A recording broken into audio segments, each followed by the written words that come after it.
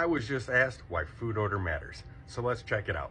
So when we start to eat, we want to start with fiber because fiber actually builds a barrier, or it's almost like a colander, right? When our food digests, instead of it just going right into our system and dumping all the sugars and the fats and everything into our system, fiber will wrap around that and help slow down the digestion, so that way you are utilizing all of the food for its nutrients. It's going to slow it down and put those nutrients into your body a lot slower, so that way you're not just pooping it out. Once we have our fiber, then we're going to enjoy our fats and our proteins. And the reason is this: when we think about fats, right, and you think about the glycemic index, fats down here peak between 8 to 9 hours, and only 10% of it converts to glucose.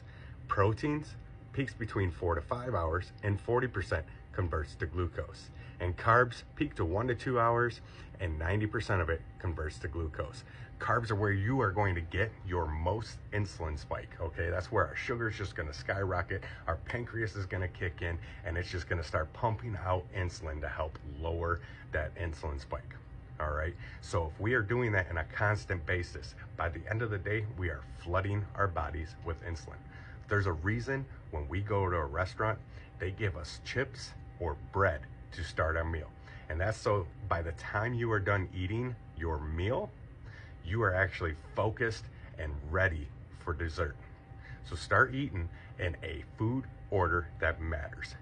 Fibers first, fats and proteins, and then if you're gonna have your carbs, do it at the end of the meal. That way you don't fill up on them, and on top of that, you don't fill up on sugar.